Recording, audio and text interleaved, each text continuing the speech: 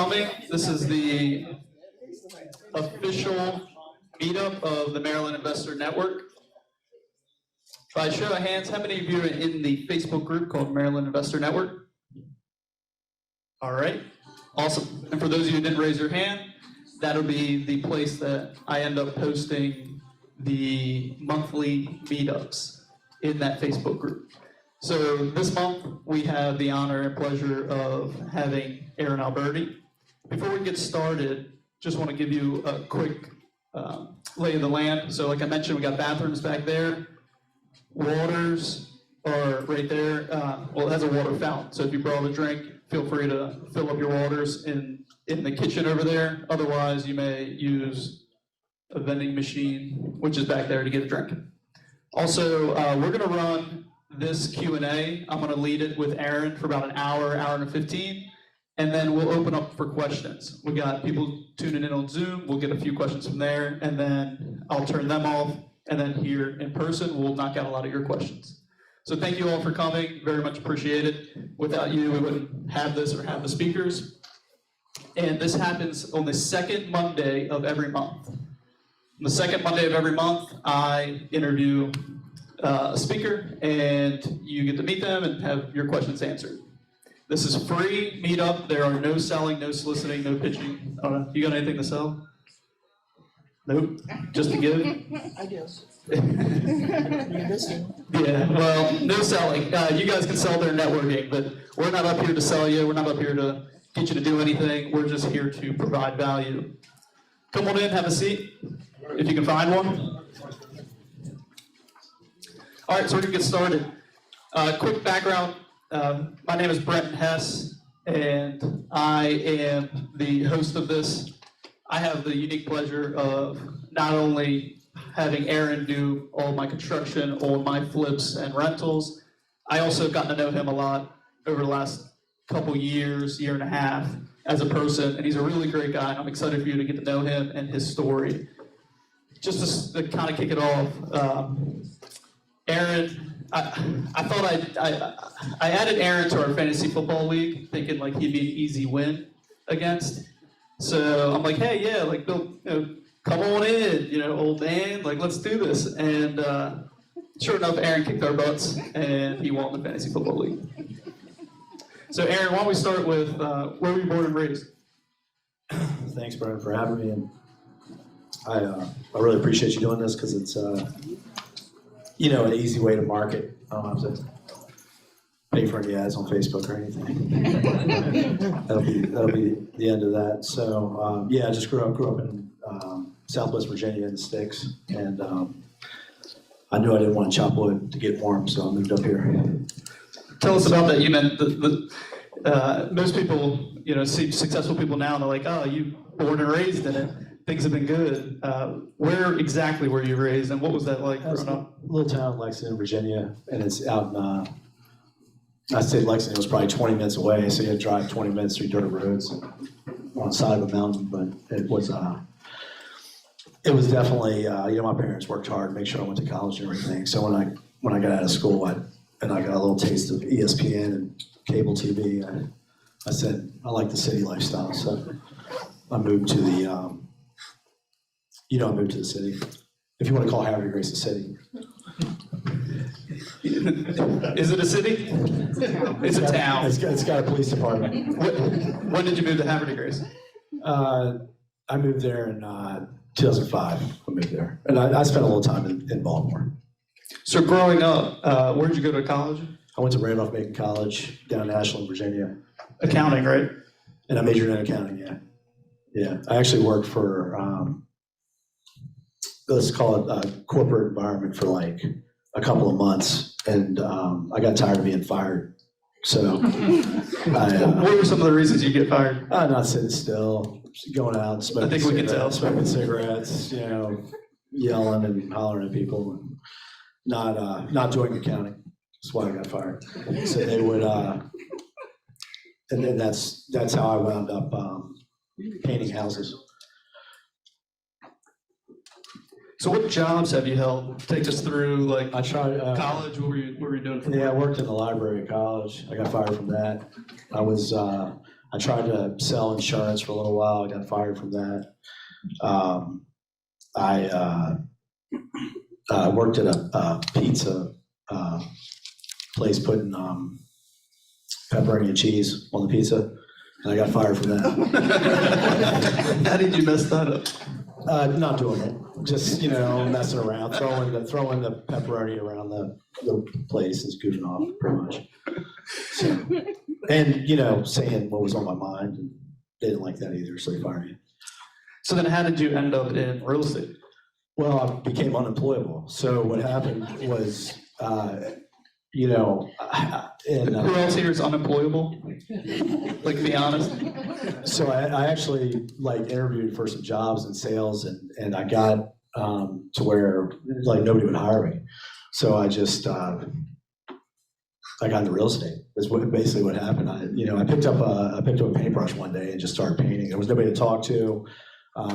There was a demand for it, and it was just me and the walls. So I couldn't get fired, and it was really hard to get fired in construction. I mean, you could pretty much talk and say whatever you want, people still hire you. So it's still that way, isn't it? Right, it's still that way. It's one of the things I love about it the most. How old were you when you got into real estate? I was probably I think I bought my first house in I guess it was 2005. I bought my first house. So how old were you? I'm 44. You can do the math. I don't know, 27 maybe. And taking you back, how long were you painting walls and doing construction before you ended up buying a house? I mean, my father was in construction, so I was not. I think I pretty much got fired from him too. But I got I would get into summers and stuff. I would mess around on construction sites, doing drywall or whatever, painting. So I at least heard about it my whole life. And how does somebody go from painting walls, you're in construction, to then buying your first property? What was that process like? It was all at the same time. So I bought that first house at the end of 2005. I got fired in there somewhere, but I was doing some construction work, kind of at night, helping people or whatever. And you got to buy one, next thing you know, you buy another one, but and then you got to figure out how to get them done. And then I could go through this, but I basically I was working on a house that I bought, so I think I was an investor first before I had a real business. But I was working on, what happened was I was working on a house for myself, and another guy knocked on the door and was like, can you, after you guys finish this one, can you do mine? And I ended up doing I built my company around that guy. So I think I dealt with him for about a year, but I bet you I did over $1 million with that guy. And I just started hiring. He kept giving me more and more work, so I kept hiring people, and it kind of grew from there. But I was in my own house working when that happened. So. And this was still 2005? Yeah, 2006. Maybe the beginning of 2006, yeah. All right, so what happened in 2008, 9, when the market shifted?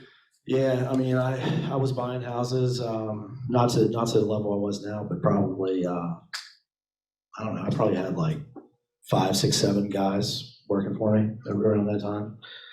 And, I'm kind of I don't really know how it got here, but I'm kind of a one house at a time, one employee at a time. And, I remember having 5 guys, kind of 20 guys for a little while, 50 guys, and 100, and then 100 or so, so I just kind of would buy one, and things would either go good or bad. And sometimes they went bad, and I would buy another one. And next thing you know, I was buying multiple houses at a time. I don't really know. I remember walking into Home Depot one day, and they said in Aberdeen, and I was driving the van, and I was picking up. I'd stop in there every morning. This is probably 10 years ago or something. And they said, you're our biggest account coming out of here. I go, really? Because it just felt like I was just, I was really focused just on one at a time and one employee at a time. Same level of stress my entire life. So Doesn't seem like it. What's that? Seems like now when you walk in the house and you're on the phone with me and the kids are screaming, different level of stress. Right, it's the same though. It's just, it's all the same. It's just, I guess, I remember having, like I said, 5 or 6 guys and figuring out like on Wednesday, payroll's on Friday and going, man, how am I gonna pay these guys? I hope this guy pays, I hope this guy writes me a $2,000 check, I need it. And, I hope this tenant pays rent when I had a couple, rental properties and what we would call, if there's C neighborhoods, I had them in D neighborhoods, and just being stressed out about that. And then next thing you know, like looking back on it, next thing you know, you got 20 guys and on Wednesdays I'm looking, who's going to pay their bills this week, and it just kind of grew from there. But when people hear Aeron Alberti, don't you think most people just think construction contractor? Yeah, I don't know what people think, honestly. And to give some context around it, like Aeron also does investing, if you haven't picked that up yet. What does your investment business look like today? I buy anything and everything I can find. It's, right now I manage like about 100 doors or so. Buy and sell, I don't know, last year maybe flipped 35 houses or something and around there. And I kind of do the same thing that I do for myself for my customer base on the construction side. So it just runs real parallel. Like, some stuff's a good property to hold on to if it makes sense, like, with the rental numbers and the income. And some is good to flip and some are good to send to you and I'll rehab for you. So. And how many construction jobs are you projected to do this year, roughly? Last year I ordered granite 300 times, so that's 300 kitchens. And I'm kind of like, we do some small jobs too. Well, not really. Mostly, if I say small, like maybe like a turnover. Yeah, like a turnover. But I would say, like an average job is, I can talk in dollars, right? Like, let's say like an average job for us is maybe like 50 grand, something like that. Like a really, like a major turnover. Like a major turnover. So to give some context, in general, you, in a given year, like say last year, for example, you're doing a few hundred construction jobs. You yourself, you're flipping 30, 35. Of those 300 are mine. And then you also got some rental doors. Yeah. Lately I've been really focused on accumulating multifamilies, like small multifamilies. I've got like 5, 6, 7, 8 unit buildings. They just seem to cash flow better for me and it's just what I'm doing now. So. Seems like a lot, doesn't it? I think we're all sitting here like, well, how? It's your, everybody asks you this. I've asked you this like every other week. How do you manage it all? How do you, from a day-to-day basis, like what's a day in the life of Aeron Alberti right now? So it's, I credit mostly like the people, my relationships with people, whether they be like vendors or employees or customers or whoever. I just, I try to only deal with good people. And when I say good, that's subjective, but good, like it fits my, my world, so it's like, I kind of stick to what I do. And people call me and they say, hey, can you rehab my kitchen, my dream kitchen or something like that? And it's like, I don't want to. And I usually say no, but it's because it doesn't fit. Like I'm an investor friendly contractor. I do someone's, I renovate somebody's house. Like I would renovate my own flip or my own rental. And so it's just, by simplifying it all down, it's easier to do it that way. And of course the guys that work for me are taken care of. I try to make sure they're paid higher than industry standard and competition. If I find out that the going rate's $200 a day, like I make sure my guys are higher than that. Like they're not going to leave me for the obvious, like money or, if they leave me, it's because I want them gone. It's not because, I believe the people below me. When I say below, like the people that work for me and are everything. So. And they've been with you, your crew leaders, so to speak, they've been with you 10, 15 years for like all of them, basically? Yeah, I have most of the guys that I talk to all day, say 10 main guys, they've been with me for over 10 years. And how many total guys inside the organization? It's over 100, maybe, I think it's close to 120 guys. So. And how many crew leaders do you have? Roughly. And they develop, but there's about 10 guys that I'm talking to all day, every day. And even one of those guys might manage like 2 or 3 jobs at a time. So I pretty much do like the sales, but I can pretty much hand, like if you were to call me and say, hey, I want to flip this, and you're going to leave me alone and not, you haven't got done watching TV or whatever, and you're like, I just want to sell this, right? I could hand that to one of those guys, and they, for the most part, bang it out pretty easily.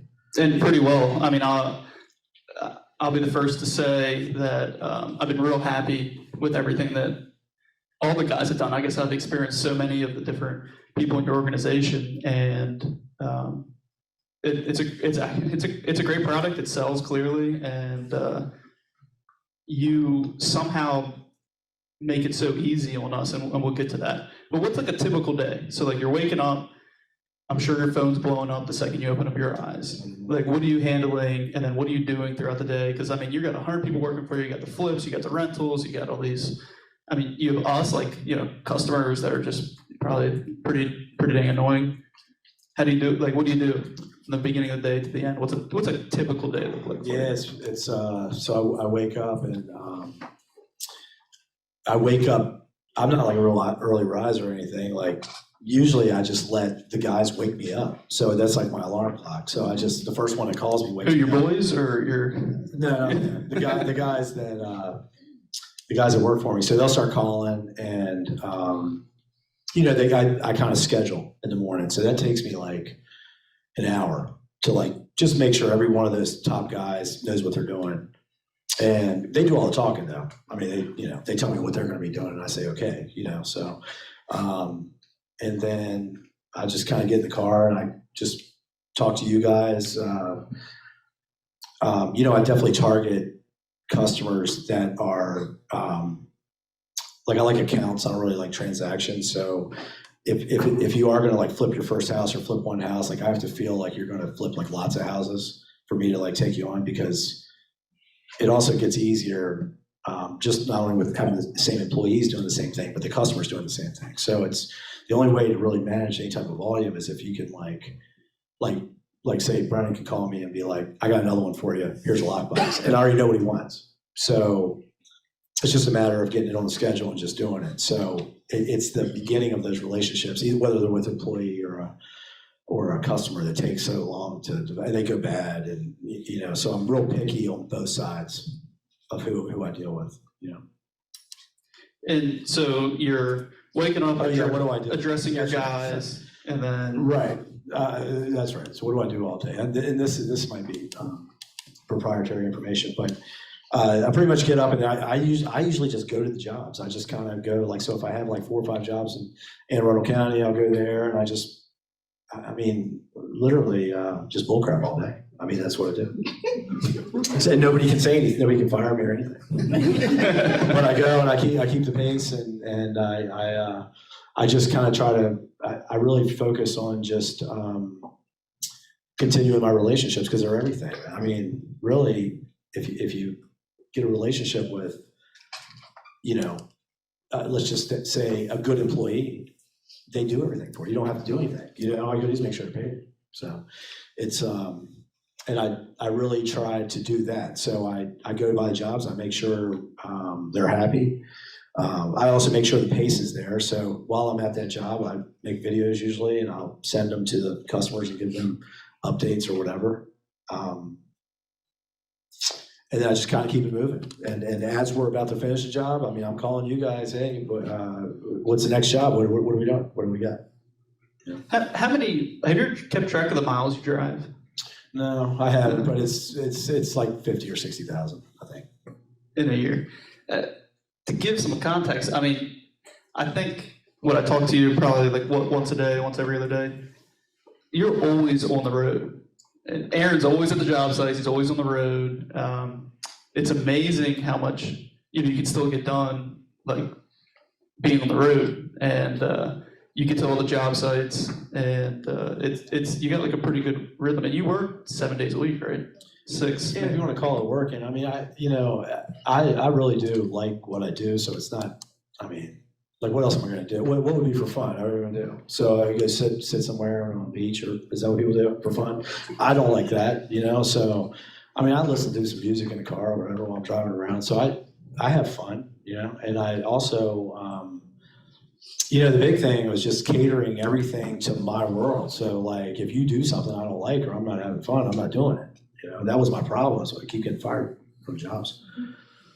So now it's like my way or the highway, and I'm lucky that I'm in an industry that's in demand. I think if it were to turn and contractors were easy to find, then I would have to tighten up my ways a little bit.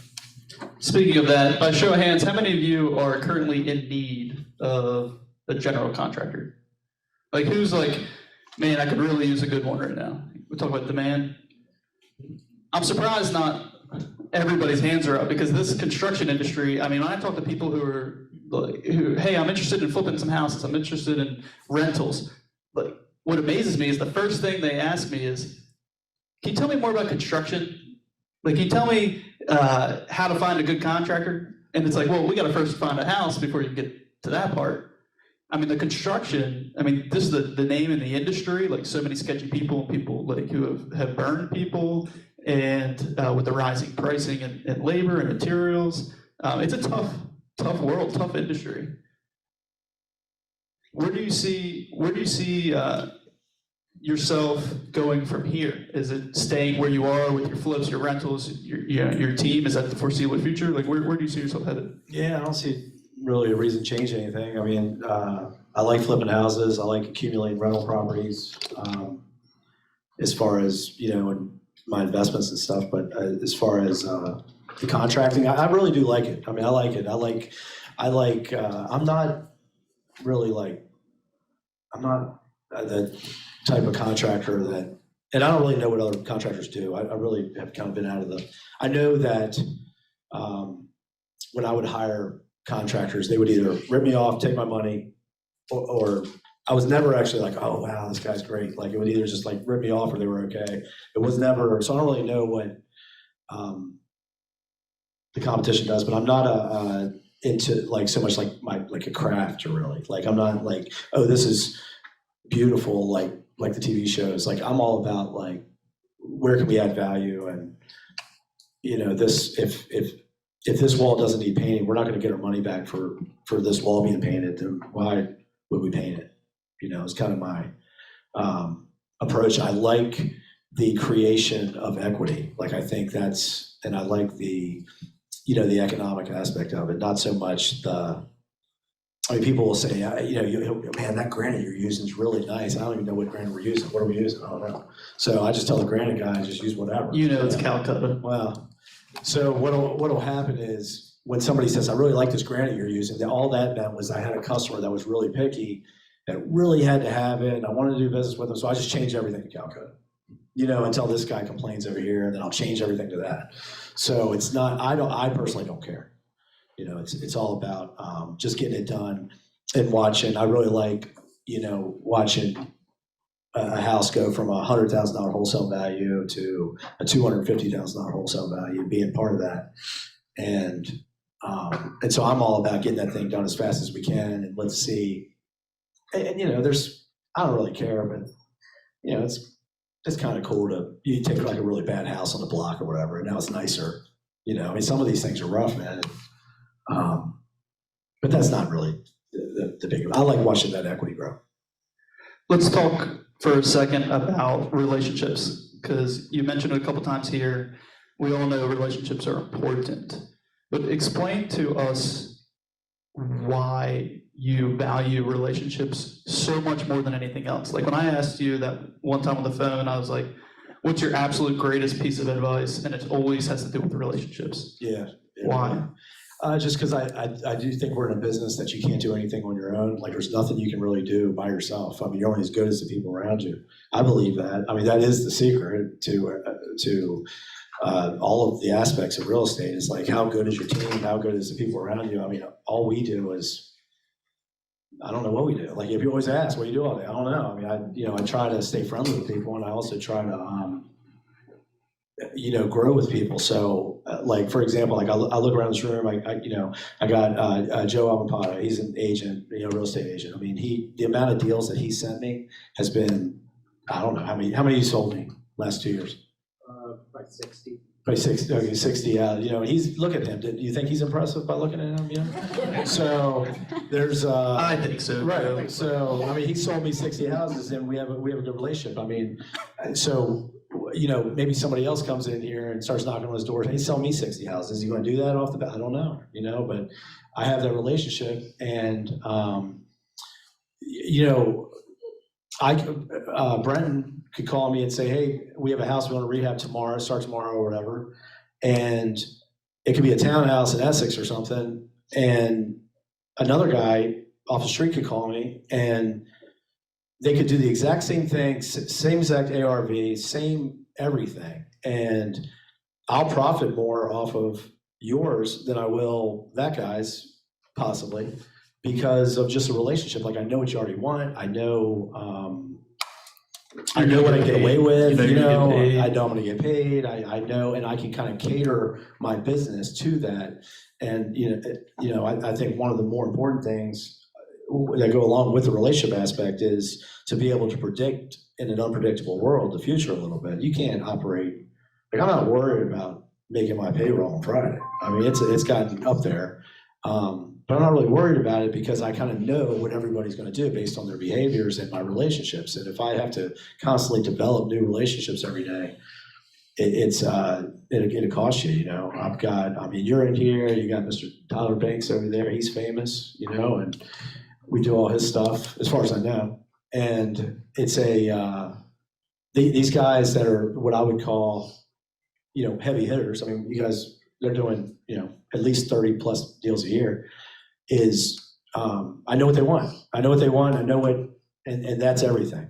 And just like the guys that work for me, I know that guy knows what I want. And so I don't have to spend all that time constantly training or figuring it out. Yeah, you also recognize that you got these accounts that might do volume, like myself and Tyler or whoever, yet you're always looking for the new relationships who are going to be the next, up and coming, the risers. Yet you got tons of people calling you up, blowing up your phone, trying to get you out on the job site, trying to get you to do work for them. I'm sure some of you are in this room right now, like, yeah, I've been trying to get a hold of Aeron. I text him or call him or whatever, and I haven't been able to get a hold of him. How does somebody get in with you? How does somebody start with you? Like, what is something that they can do to gather your attention to start working with you? Because we all start somewhere. We're not all doing volume. I mean, I tell you what not to do. I tell you that's easier. Some of these calls you get, but tell us what not to do. I mean, I'll tell you an example. A guy called me that never flipped a house before. He was, let's call him a W-2 guy, and we're on the phone, and I was getting ready to blow him off. He's calling me, telling me about this house he's looking at or whatever. I asked him a couple underwriting questions about how many job deals he's done and all this, and I was getting ready to blow him off for real. And he says, "Man, I'll pay you to come out. I'll pay you for your time." You know how many people do that? Like nobody, right? So it's like, all right. And I mean, when I look for in relationships are definitely like, I'm not looking for somebody to boss me around. Obviously that doesn't work. I'm not looking for somebody to tell me, have this, I've got the checks, this, you're gonna do what I say. That obviously doesn't work in the real business world. I'm looking for guys that I get along with, like they might even think the same things I think are funny. Because it's kind of an intimate relationship and we're in your house and it's almost like a partnership. It's not really, there's so many different things that go on with like a contractor and a customer or investor that could go any direction, that you've got to feel comfortable that you're not going to be fighting all the time. You didn't ask for a show of hands who needs it. A contract. I bet you if you ask for a show of hands on who has fought with their contractor or had a bad experience, it's high. Show of hands, how many have had a bad experience with the contractor? And yeah, I don't want that, man. I don't want it, and I know that's. I don't want it as a contractor, so I'm making sure. Like I don't think it's always that every contractor is bad. I think that the investor's to blame also. I think they can be, and I don't think they always see it that way. And I'm trying to identify if that person, if things don't go the way you want, how are you going to handle that? And that's what I'm trying to figure out. And as far as taking your money and leaving, I'm not going to do any of that. I think you got to stay away from those people either way. But I just asked the question the other day, either Tyler or you or somebody. I was asking. I said, okay, so if I'm getting paid say $3,000 to put an appliance package in, right, and the appliances cost me $2,200, and I got to buy some accessories and all that. So what does that leave? And then I got to have some labor. What kind of profit does that leave me? I don't know. $150, $200, right? On maybe. All right, so I put those appliances in, and you just bought a house down in West Baltimore, and they get stolen the next day. Who eats that? Do I eat it? Do you eat it? We have a real life story with my appliances getting stolen. So I'm trying to find out, like, do I eat that? Because if I eat that, I might not want to put appliances in for you. Because I didn't buy the house in that neighborhood. When I buy houses for myself, I eat it. If that happens, and so you'll hear things like, well, if you didn't, your guys didn't lock the door or what, at the end of the day, like those are your appliances, man, and I'm not saying I wouldn't eat them. If I'm doing a couple $1 million a year with you, the appliances get eaten. Sometimes, stolen. Sometimes I just take care of it. But on the first job here, you just bought your best, your baby, and here on Edmondson Avenue, and I'm responsible for these appliances at $150 profit if everything goes perfectly, right? And I'll test you, man. I'll ask you questions like that. You don't even know you're being asked, but you're being asked. If I sense that everything's going to be the contractor's fault, and as the investor you can do no wrong, like your investing skills are genius and not everybody else is dumb, then I'm not dealing with you.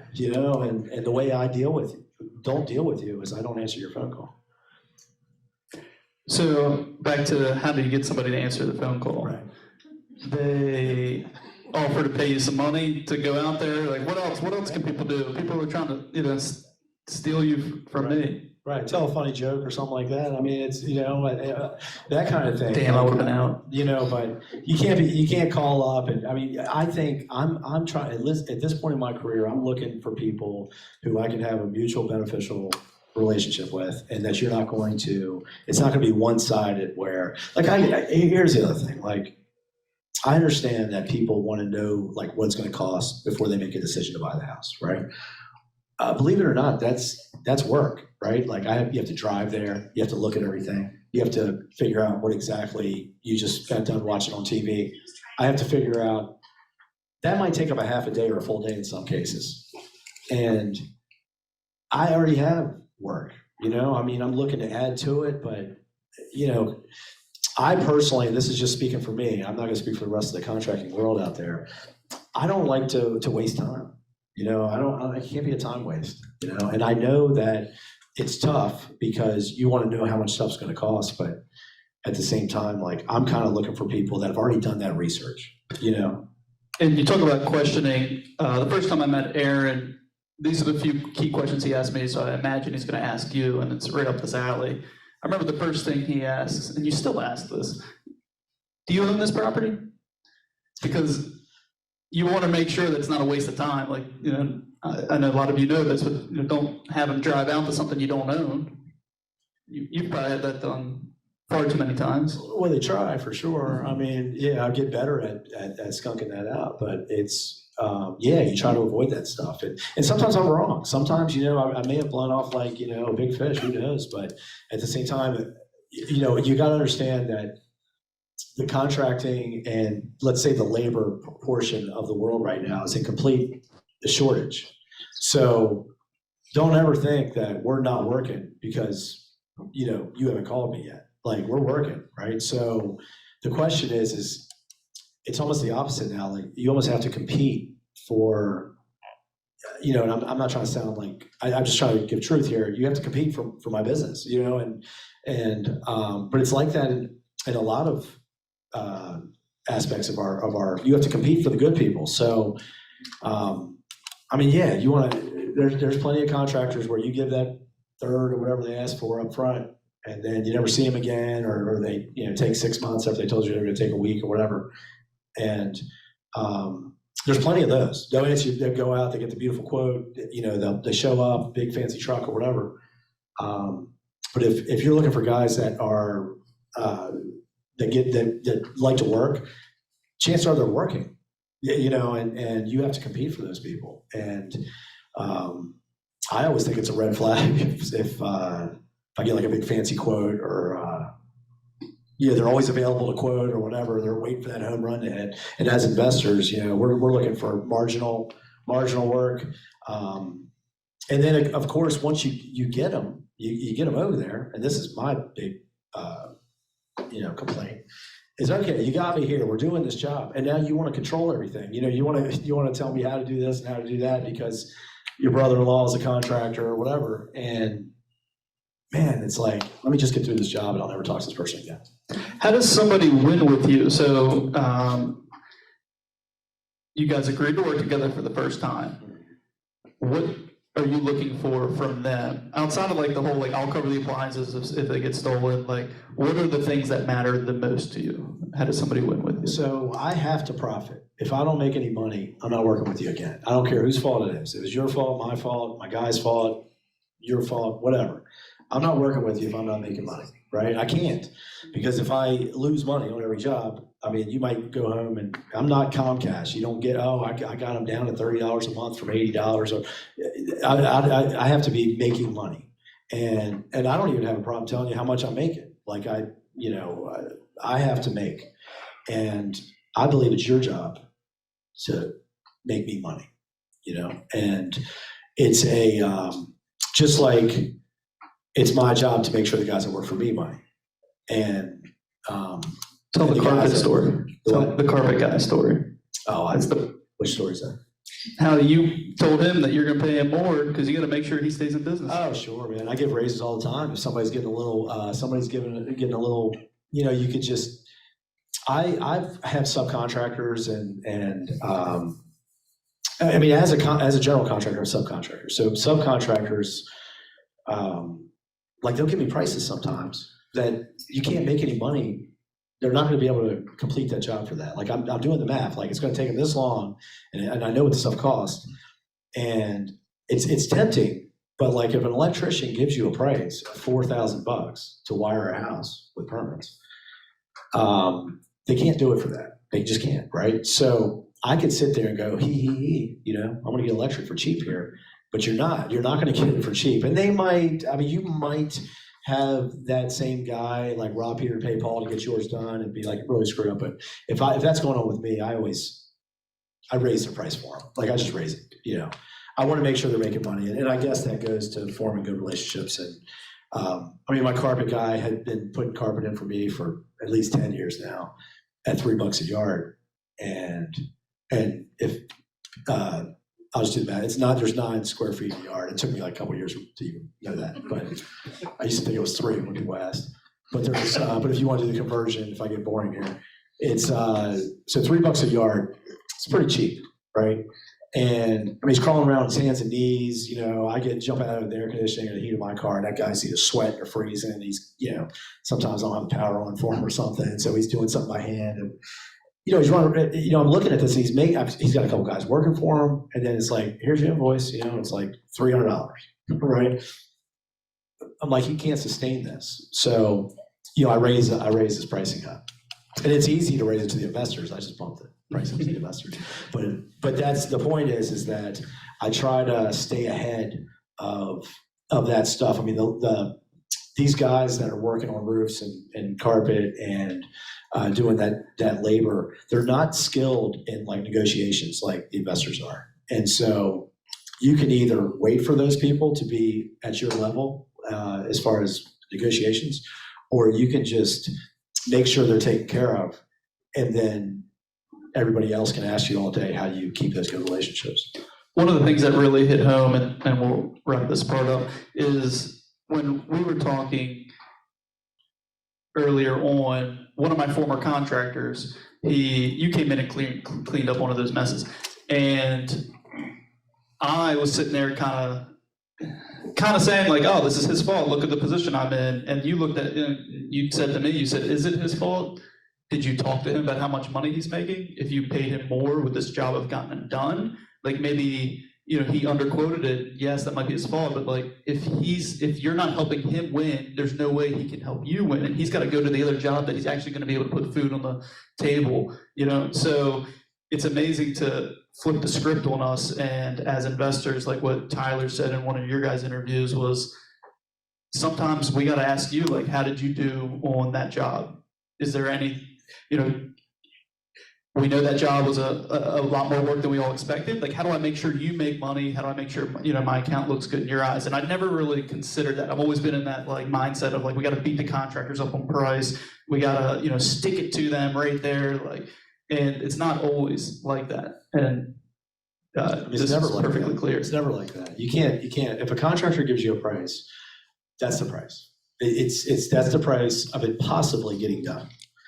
You're still not there yet, but like if you try to get that guy, say he gives you 50,000 or whatever, and you say, look, how about 40? And people do this all the time. 40, you know, you're not winning if that guy says yes. I mean, he might be emotionally attached to the job where he's already been there. You've somehow suckered him out to the job and give him the price, and now you're going to. And the big companies do this beautifully, by the way. And what they do is they get you all emotionally attached to these jobs, and you get out there and you're like, I've already invested the time with this guy. And next thing you know, they chop you down $5,000, and you're just like, all right, I'll do it.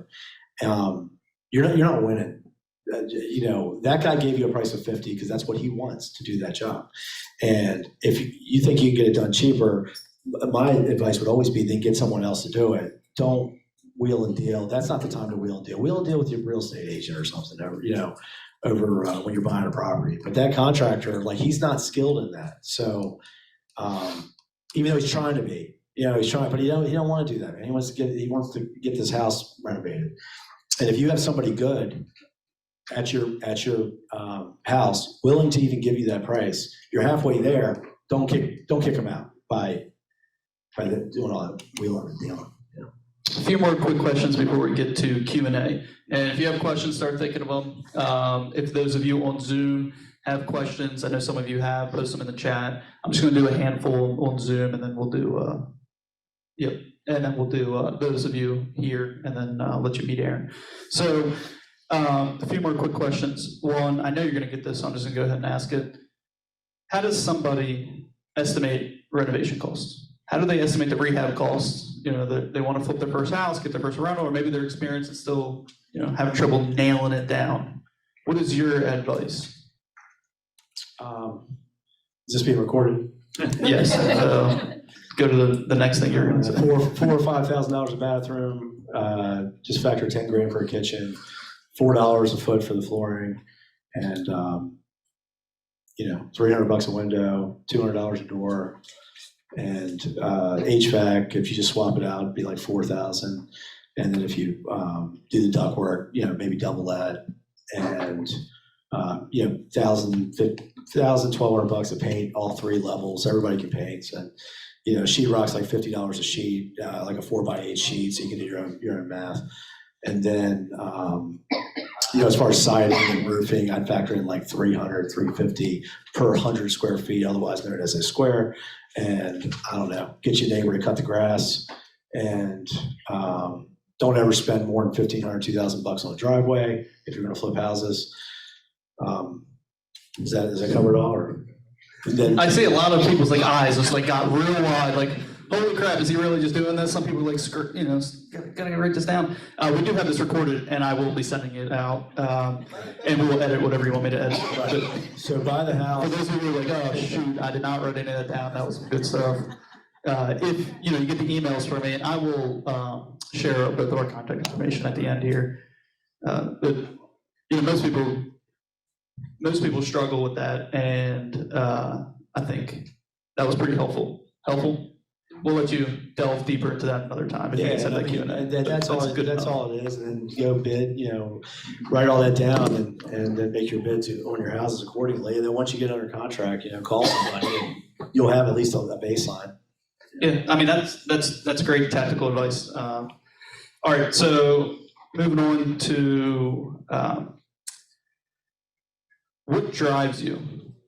Like when you think about your everyday, I mean, I complain about the phone calls that I get, and it's so small compared to like all the crap that you have to deal with on a given daily basis, and you get punched left and right all the time.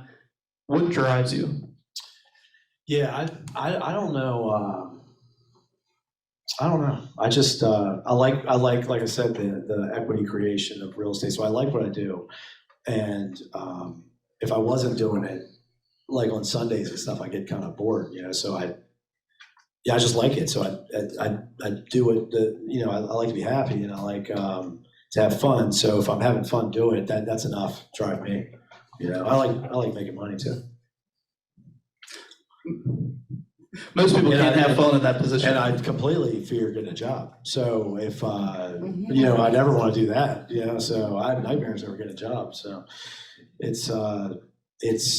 I guess I don't even look at it like I feel like if you have to push yourself to do anything, it's maybe not going to sustain itself. So I don't really feel like I push myself. Like I do what I want, and I try to get, other people to do stuff I don't want to do. And I've heard you mention multiple times how, for those who don't know, Aeron has 4 kids. And, given your upbringing and all that you had to go through, and how much every day you're doing for this is, no cliche, but like you've mentioned to me privately plenty of times, like you're doing it for your kids too. Yeah, it was private though. I would say your kids drive you too. Yeah, of course. Yeah, I mean, I try to, they do. They drive me. But for myself too. And it's, I'd like to see my kids not have to work as hard as I did. Or they might not like this type of thing, or they might not be as fortunate to fall into a business that's enjoyable to them or something like that. So, I'd like for them to be, to have an easier life than I've had. Let's put it that way. All right, so last question from me. Knowing what you know now, like given the market, given the people what you know, if you were to start at zero right now as an investor, not construction, what would you do leaving here today to go out there and flip your first house? The first thing I would do is make up your mind if this is something that you would find to be enjoyable. Like if you're going to be miserable doing it, and you're looking to, if you're calculating your credit cards or something, and you're like, I need to flip a house I hear people say, I'm going to flip a house to like make this money so I can do this. I wouldn't suggest doing that, because it could go both ways. But if you're like, man, this looks like a lot of fun, I would just buy a house. I mean, there's plenty of houses for sale. Just go buy one. And I think that the education you'll get, maybe you don't make that $50,000, $100,000 or whatever that you hear everybody bragging about making, but the education you would get, I mean, I can tell you it could be worth a lot, and people always ask me about these relationships, and like, well, how do I form them? We have to do business in order to form them. Like, I'm not hanging out at the country club or down at the, I don't have those type of relationships. I mean, everybody I know is from doing this. I don't, I'm not playing softball or whatever at night or whatever people do, so they're all from like just working. And so you're not going to get those relationships unless you just do it, just do it. Just go buy a house. I don't know. How would you find the house to buy? I'd Google house and I'd go buy it. That's what I would do. I mean, there's probably, I'm looking around here, and I'm not, there's guys in this room, like I mentioned Joe, Brentin, I mean, he's got what do you have on there? Credible home buyers and a real estate agent. I'm just rattling off some names of people I know. You got Tyler Banks, Ian's, Rexstar, they've got houses on there for sale, their auction sites. Travis is here. Hey, too. He made it. Travis. And, these guys, and I think a lot of people in this room are either agents or whatever, and I'm sure they'll be happy to sell you a house. I mean, I think that just buying one and going through a process is the smartest thing you can do if you haven't done it yet. And then funding it, how would, assuming somebody doesn't have all cash? Right. If you find a house, somebody will fund it.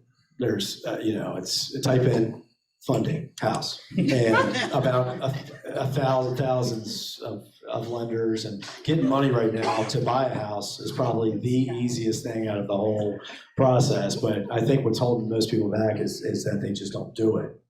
Which I can't help you with. What Aeron is about to get to is plugging the Maryland Investor Network Facebook group, because in that Facebook group, once a day, maybe 15 times a day, somebody will ask, who's doing hard money lending, who's lending, and obviously tread carefully. You guys are adults, that, but I mean, it's out there. So and the money thing is easy to find. I don't see anybody in here that I know as far as lending is concerned, but that's probably the easiest thing. Quick lay of the land of those in the audience. Show of hands, how many of you have never purposely flipped a house or owned a rental? Like you're like, hey, I'm here to get into the business. All right, I think I'll give you a little round of applause, because this is not an easy thing to do. It's like come into an event and get started. That's how I did. Show of hands, how many of you have flipped a house or a rental? Like you're like, hey, I'm in this. Awesome. Show of hands, how many of you are lenders? Like it's part of your business. All right. How many of you do wholesaling? Like share deals. Looking to spread the love. Keep them up. And I want to make this distinction, because we are going to wrap up here in a little bit, and we are going to open it up for networking. I mean, that's why all of you are here. So make sure you get to know the folks in the room. Make sure you get to know Aeron. I know if I was looking to get into business with Aeron, coming to his event like this would be a great move, and then coming to talk to him and, being memorable somehow. Hopefully you have a good joke you can Google and nail when you get to him or something. But this is a good place to meet contractors, lenders, and other people who have deals and really get connected. How many of you are realtors? Cool. All right. So pay people for their time, man. I mean, that's one of the things that, a lot of people don't do or ever do. I mean, just here we are. Everybody's, when you go to, if you're planning on buying a house, I mean, what's a house cost? A lot of money, right? A couple $100,000 maybe, or $100,000 or $300,000. And everybody's got these big checkbooks. They're all gonna buy this house, but they don't. When you see the HVAC guy or something, give him $150 for coming out and wasting his time with you. And I think sometimes even doing that with real estate agents. Like, all right, I'm going to go make 50 offers tomorrow. That real estate agent doesn't get paid until the house sells, right? So I don't know, give them a couple bucks for doing it. At least take them to lunch or something. Quit being so selfish, man. Otherwise, you never. What's that? Well, I mean, and so I'm a big believer in just making sure people are paid for their time. And especially if they're helping you or something like that. You don't have to do it, but. So we're about to get through questions, and I do want to. I feel like you don't get enough credit as an investor. So I think you'll understand that Aeron has a lot of experience now on the construction side, not only on the construction side, but also the investing. And in fact, I would 100% say that like every single time I'm in some sort of predicament or I don't know what to do with my own properties, I am asking my contractor for investing advice. And he's always helping me, he's always giving. So he's got real smart, as you guys have figured out, but he's got a ton of experience in all those realms.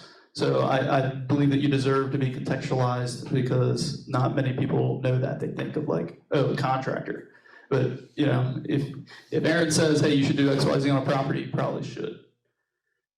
All right, think of your questions. I'll get to those. I just want to run through a few online, and then I'm gonna turn the Zoom off, and then it's all of us in person.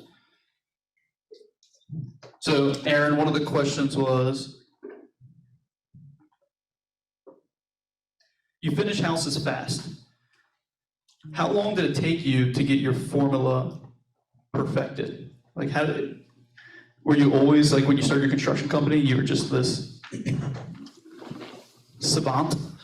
No, I mean, I don't, yeah, I've always been fast, but we start the job and we don't leave till we finish it. That's the trick, is to actually work there. And I've noticed that a lot of contractors will like go get a deposit here, deposit there, deposit here, and they're like trying to get all that done. And I just, put a bunch of guys on there, and we just don't leave until it's done. I don't think my guys work terribly hard. Usually the music's playing, and they just kind of are kind of floating around, but they're there, and of course, we also, one of the big things that we do that is, I think, different is, we're really uniform on our product. So we have a product, and that's the product when you hire me that you're going to get. It's not going to be the product that you invent for me. It's going to be the product that we are capable of doing and putting out. And so we stick to that product. And that speeds things up, All right, I'm going to ask one more question of the Zoom. This is a great question, and that is, I love your business model. So other than relationships with investors, what are the other reasons you don't want to take on a job? Like, is it certain kind of jobs, or that never matters to you, the people? Like, what makes you turn down a job? So I kind of underwrite your I'm not a big fan of doing work for people who are going to lose money. And so they make my life miserable if they're losing money, and they blame it on me. So a lot of times I'll ask them, like, what'd you buy the house for, or what do you think it's worth? And I'm like kind of doing the math in my head, and I really don't want to deal with people who are going to lose money and cause, because if my guy drops a cigarette butt in your front yard, I don't want to be the reason you lost, $30,000 because of that, So I definitely dodge jobs because of that. That's one reason. Any others that come to mind? Why I won't take a job? Yeah. Location, does that matter? No, location doesn't matter. Assuming in Maryland. Earlier I was starting to say questions that you asked me, when you came out the first job, and one of them was, who's funding it? How are you getting your money? Well, yeah, I do. I want to know where that money's coming from, especially if you're a stranger. So, like, my money's good. That's what you do. No, that ain't gonna work. So I need to know how it got good. Where is it? I'd rather you don't have it. I'd rather somebody else have it, like a lender. And it's a small community, so I feel like I know a lot of the lenders, and I got to feel comfortable. But I kind of underwrite them just like a bank would. Like, I want to make sure, and it goes back to them being profitable. If it's a profitable job, they're gonna want to continue to go through with it, But yeah, I underwrite. I want to make sure that the money is truly good. All right, I want to thank you all on Zoom. I'm going to close this out. Our contact information, I'm going to email to everybody. Brentin@brentinhess.com, Aeron Alberti@gmail.com. And we'll get these to you if you have your individual questions, or is there anything that we can do.